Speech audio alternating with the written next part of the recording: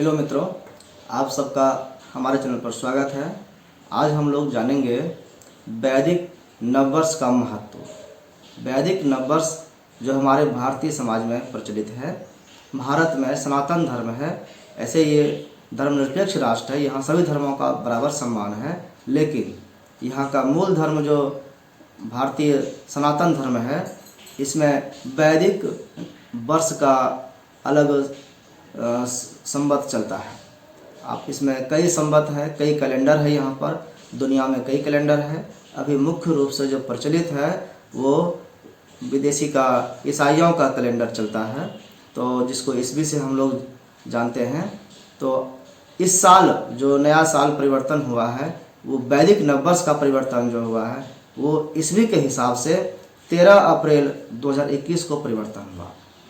तो ये परिवर्तन हुआ, इसका इस दिन का क्या महत्व है? 13 अप्रैल ये ईस्वी के हिसाब से है। जरूरी नहीं कि हर बार 13 अप्रैल को ही ये होगा, क्योंकि इसका कैलेंडर अलग है, उसका कैलेंडर अलग है।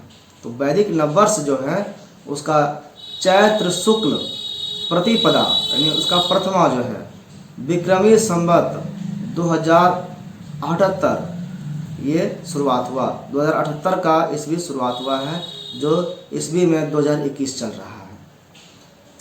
तो 2078 का जो ये चैत्र, इसमें 12 महीने, उसमें भी 12 महीने, यहाँ भी 12 महीने होते हैं।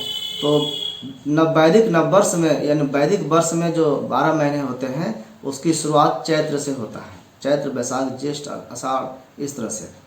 तो चैत्र का शुक्ल प्रतिपदा जो है वो 2078 का 13 अप्रैल 2021 को हुआ है। इसकी शुभकामना के साथ साथ इसका महत्व जानते हैं। इसका ऐतिहासिक महत्व क्या है?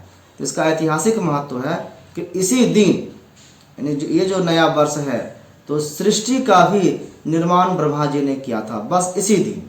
तो ये इसका खास महत्व है कि ब्रह्मा ने सृष्टि की रचना का जो प्रारंभ किया इसी दिन किया। तो कितना दिन पहले? तो पहले का जब होता है तो ये है कि 1 अरब 96 करोड़ 8,53,121 वर्ष पहले ब्रह्मा जी ने सृष्टि की रचना का कार्य प्रारंभ किया था। वो जो दिन था उस वही दिन वैदिक वर्ष का शुरुआत है। उसी दिन से वैदिक वर्ष सनातन वर्ष का शुरुआत हुआ है।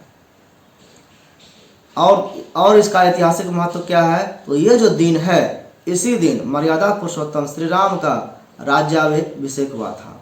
राज्याभिषेक राम जी का इसी दिन हुआ था, इसी नववर्ष को।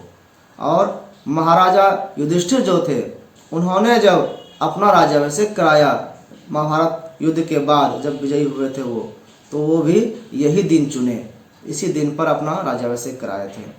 सम्राट विक्रमादित्य भारत के महान सम्राट थे। इन्होंने इसी दिन राज्य स्थापित किया था। अपना राज्य की स्थापना का दिन यही दिन चुना था, और इन्हीं के नाम पर, चूँकि इन्होंने ही इस संवत को फिर से पुनर्जीवित किया था, फिर से इसको चालू किया। जो पहले से चला आ रहा था, पहले किसी और नाम से जाना जाता होगा, लेकिन उसको इन्होंने उस दिन से फिर से काउंटिंग शुरू किया अपने साम्राज्य में। तो इसलिए इन्हीं के नाम पर ये विक्रमी संवत कहलाया। 145 वर्ष पूर्व महर्षि दयानंद सरस्वती जी हमारे भारत में हुए महान संत हैं ये। इन्होंने आर्य समाज की स्थापना की है।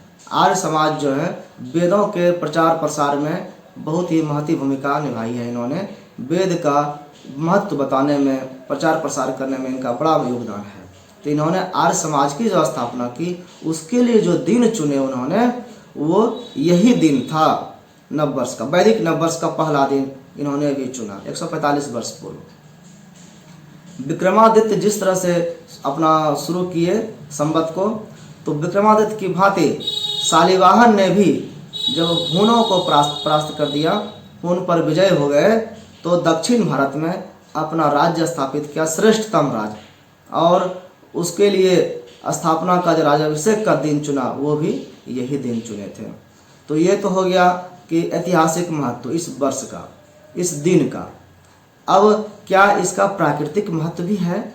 तो हाँ, हमारी प्रकृति भी इस नववर्ष का स्वागत करती है। प्रकृति में भी कुछ नयापन होता है। नव वर्ष का मतलब नयापन होना चाहिए उसमें। तो नया वर्ष हमारी प्रकृति भी उल्लास के साथ मनाती है। वो प्रकृति में कैसे हम देख सकते हैं इसको, तो हम देखते हैं कि बसंत ऋतु हमारे यहाँ ऋतुएं हैं।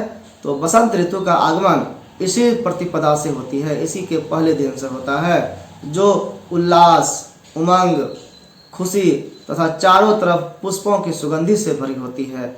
बसंत ऋतु का मतलब ही है इसमें ना ज़्यादा ठंडा ना ज़्यादा गर्म, मतलब खुशनुमा माहौल। फसल पकने का दूसरा महत्व है, प्राकृतिक महत्व कि इस समय फसल पक करके तैयार हो जाता है। तो फसल पकने का प्रारंभ जो है, यानी किसान जितने मेहनत किए हैं महीने 2 महीने 3 महीने से, उसका फल यानी मेहनत का फल मिलने का भी यही समय शुरू होता है। इसीलिए इसको नववर्ष प्रकृति के रूप में भी माना जा सकता है। तो ये हुआ हमारे यहाँ पेड़ पौधे, पक्षियों, फसलों के द्वारा भी नववर्ष मनाया जाता है। नए नए कोपल, पतझड़ के बाद बसंत ऋतु आते हैं। तो ये सब पूरा प्रकृति जब इसको झूम झूम करके नववर्ष मनाता है, तो हम क्यों ना समझे इस संकेत को, और इस संकेत को समझ करके हम सबको भी आपस में इस नववर्ष का स्वागत करना चाहिए, इसको मनाना चाहिए, इसके महत्व को जानना चाहिए। और इसीलिए कौन सी तिथि है, कितने वर्ष गुजर गए हैं, इस सबको जानना चाहिए। और ये जानने के लिए हमको इसका थोड़ा अध्ययन करना पड़ेगा कि कितने तरह के कैलेंडर होते हैं। हमारे अपना कैलेंडर कौन सा है, विक्रमी संवत, शक संवत, ये कैलेंडर ठाकुर प्रशांत पंचांग मत देखिएगा, लेकिन उस पंचांग में इस कैलेंडर का वर्णन रहता है। इसी के हिसाब से पूरे सूर्य, ग्रह, नक्षत्र के पूरा मौलिक वर्णन, वैज्ञानिक वर्णन उसमें मिलता है। आप ग्रहण की भी घटना अभी भी देखेंगे कि जो पेन से उस पंचांग के माध्यम से कर लेते हैं, साइंटिस्ट नासा वाले भी उसको सैटेलाइट के माध्यम से खोज करके उतना कर पाते हैं, जो यहाँ पर बैठ करके आराम से पंडित जी निकाल लेते हैं। तो ये कैलकुलेशन बहुत ही साइंटिफिक है और ये वैदिक महत्व का विषय है। ये वेद का ही महत्व है जो इतना ज्ञान अपने में समेटे हुए है। इसी के आधार पर हमारे यहाँ सृष्टि का वर्णन जो अरबों साल पहले हुआ है, आप इसका कैलकुलेशन देख सकते हैं। फिर इसमें युगों का हुआ है, 4 युग, सतयुग, त्रेता, द्वापर और फिलहाल जो चल रहा है कलयुग, इसकी भी आयु निर्धारण किया गया है, इसकी सीमा कि कितना एज है। ये एक चूँकि कालखंड है, सतयुग, त्रेता, द्वापर, कलयुग, इस कालखंड में गुजरने में जो समय लगता है, जैसे कि एक दिन गुजरने में 24 घंटे लगते हैं, उसी तरह से एक युग है, युग गुजरने में कुछ समय लगता होगा। तो ये सब समय का विभाजन हुआ है। तो इस समय का विभाजन भी आप वैदिक काल में सब किया गया है, हमारे वेदों में किया गया है। इसको हम यहाँ पर देख करके समझ सकते हैं कि कितने दूर तक हम लोग समय का विभाजन कर चुके और जानते हैं इसके बारे में। आप सबका बहुत बहुत धन्यवाद।